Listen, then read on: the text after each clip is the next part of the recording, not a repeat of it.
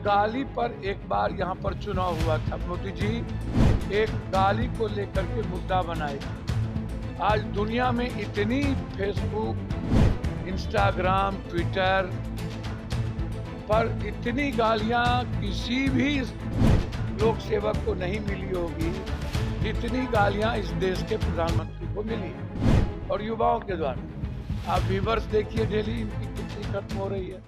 नमस्कार, आप live cities देख रहे हैं। मैं हूं आपके साथ काव्या। जंतर मंतर से शुरू हुआ छात्र आंदोलन अब पूरे देश और आज पूरे बिहार में देखने को मिल रहा है। जी हां, बिहार के अलग अलग जिलों की तस्वीर आ रही है और लाइव सिटीज के माध्यम से हम उन तमाम तस्वीरों को आपसे साझा कर रहे हैं, दिखा रहे हैं कि कैसे सड़क पर हजारों की संख्या में छात्र उतर गए हैं और सभी का एक ही मांग है कि धर्मेंद्र प्रधान इस्तीफा दो। अब तो धर्मेंद्र प्रधान नहीं, प्रधानमंत्री नरेंद्र मोदी का भी इस्तीफा छात्रों के द्वारा मांगा जा रहा है। नीट पेपर लीक मामला अब इतना बढ़ चुका है कि जनजी सड़क पर हैं और जोरदार तरीके से प्रोटेस्ट कर रहे हैं। इस पर अब पप्पू यादव का बयान आया है। पप्पू यादव सीधे तौर पर यह कहते हुए नजर आए हैं कि पिछले दिनों इतनी गाली प्रधानमंत्री नरेंद्र मोदी को पड़ी है, आज तक किसी लोक नेता को इतनी गाली नहीं पड़ी होगी। लगातार उन्हें लोग अनफॉलो कर रहे हैं और ये तमाम बातें पप्पू यादव ने कही है। पहले आप उस वीडियो को देखिए।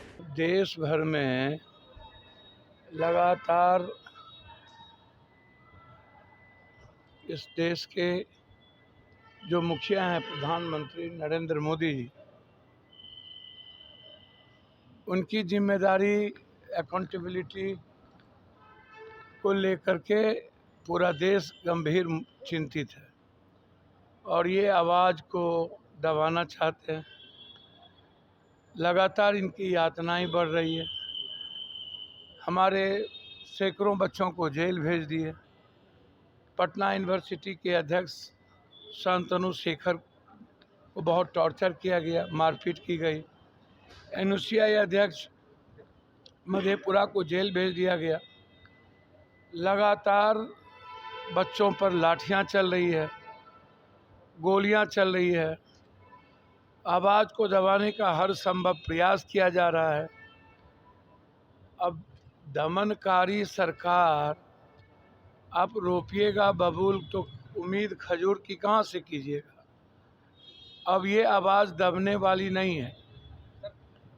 जालियांवाला बाग और जनरल डायर से भी बुरी स्थिति इस सरकार के मुखिया की हो गई है। इसीलिए जिस तरीके से आज लाठी गोली चल रही है, इसका जवाब जनता दे देगी।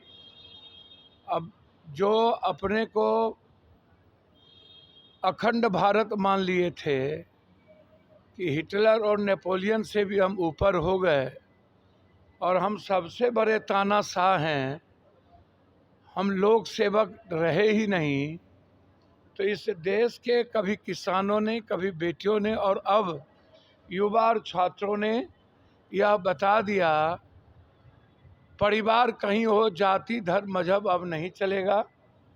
अब सिर्फ वो अपने जीने और मुस्कुराने के लिए उनके पास अवसर है और वो लड़ेंगे।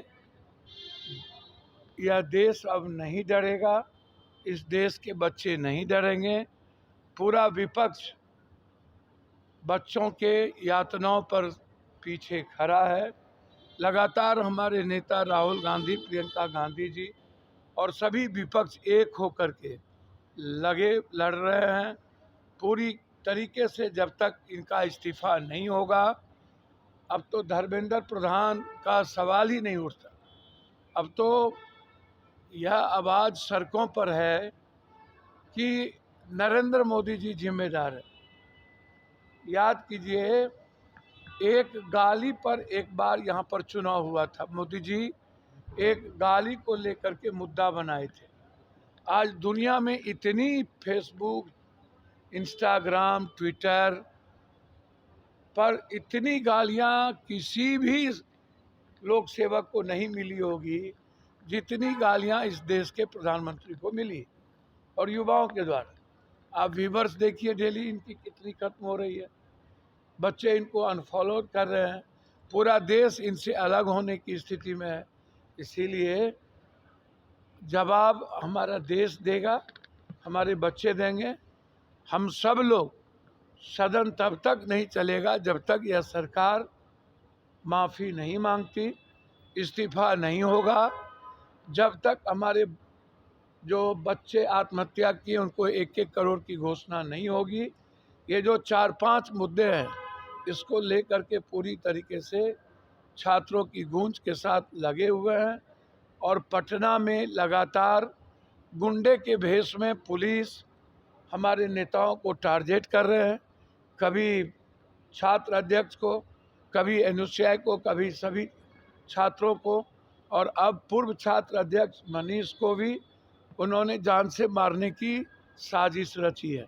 इसीलिए बेफिक्र रहिए, जब तक राहुल गांधी और प्रियंका गांधी और विपक्ष के नेता सभी, चाहे वो अखिलेश जी हों, कोई भी हैं, तब तक कोई बात बाला नहीं कर सकता। सर, क्या प्रधानमंत्री जिस तरह से ट्वीट करके छात्रों को समझा रहे हैं, क्या घबरा गए हैं सर छात्रों के? भैया हमको आप बताइए ना, 153 बार उनको उन्होंने सुना, कान बहिर थे, क्या वो गूंगा थे, क्या वो लुल्ला हो गए थे? जब 153 बार क्वेश्चन रिकॉर्ड हुआ और मणिपुर की आज़ादी का जब मांगा जा रहा था, जब अंकिता के आवाज़ को ख़त्म कर दिया गया, जब किसान के आंदोलन के बाद झूठ बोले गए, तब इन्हें तो डर ही नहीं है।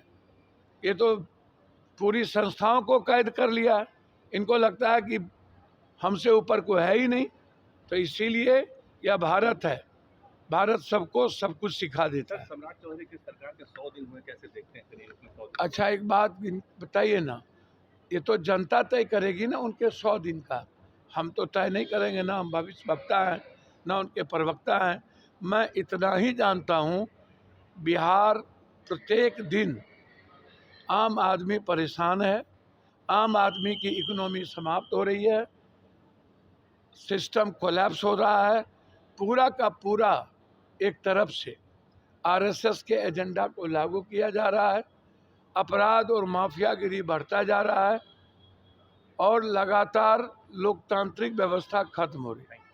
पूर्णिया से निर्दलीय सांसद पप्पू यादव को आपने सुना। पप्पू यादव सीधे तौर पे ये कहते हुए नजर आए हैं कि जब तक माफी नहीं मांगा जाएगा तब तक सदन नहीं चलेगा। इसके अलावे प्रधानमंत्री नरेंद्र मोदी की जो आलोचना होती है, साथ ही उन्होंने वो दिन भी याद कराया 2025 का विधानसभा चुनाव की एक गाली देने के वजह से जो है वो चुनाव में मुद्दा बनाया गया और आज प्रधानमंत्री को कितनी गालियां पड़ रही है, युवा गाली दे रहा है उन्हें। और साथ ही उन्होंने ये भी कहा है कि जिस तरीके से सोशल मीडिया पर प्रधानमंत्री के खिलाफ जो मुहिम चलाया जा रहा है युवाओं के द्वारा, वो देखने वाली बात है। साथ ही उन्होंने कहा है कि जब तक माफ़ी नहीं मांगेंगे तब तक हम लोग सदन नहीं चलने देंगे। फिलहाल के लिए इतना ही। साथ ही चैनल को सब्सक्राइब करें, फेसबुक पेज को लाइक करें। वीडियो देखने के लिए आपका धन्यवाद।